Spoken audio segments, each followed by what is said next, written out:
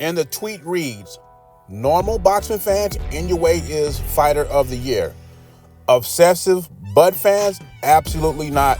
Who has he beat? And you think YouTube is bad. Boxing Twitter is very toxic.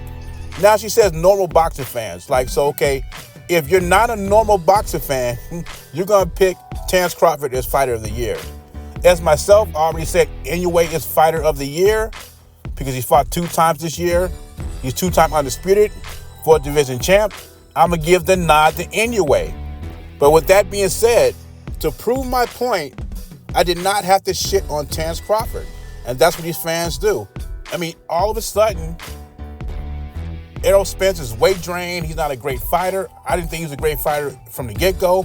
But people were saying Errol Spence was the best at 147, including content creators. Now, after the victory and Terence Crawford wants to challenge Canelo, all of a sudden, the Errol Spence victory is tainted. Even though some of these guys had it as a 50-50 fight. You see the tweet at the beginning. Who has he beat? Means the Errol Spence victory is null or void. Instead of just saying Inoue has had a better year than Crawford, he's the fighter of the year. They are gonna dog out Crawford and question his credibility once again.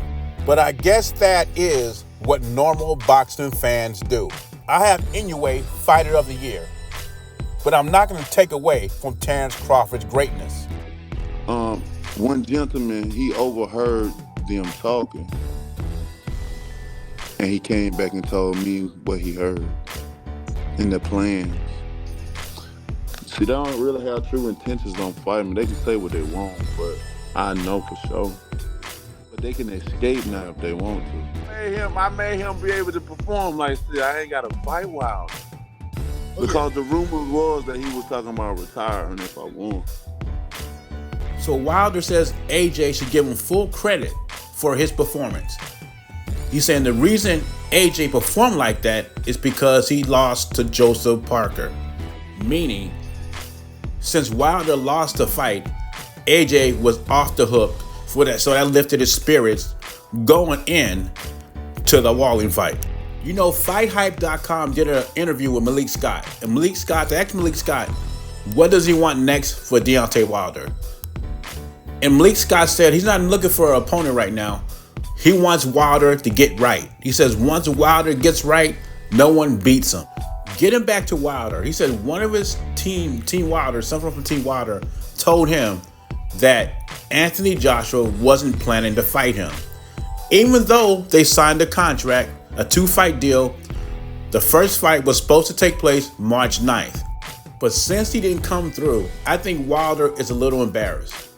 He's a little embarrassed because he thought he would get through Joseph Parker. And that's why he talked about Anthony Joshua all fight week. And he's making all these deflections. But the big picture is you lost the fight. You lost a fight that would have delivered Anthony Joshua to you. Also, we would have saw if Anthony Joshua retired or not, as you say. You said if you won the fight, Anthony Joshua will retire instead of fighting you. But you did not answer the question when the interviewer asked you, was there a contract with you and Anthony Joshua signed? You didn't answer that. You blew right past that. Now we know there was a contract out there, but you didn't want to say it because it would cause conflict with your lies.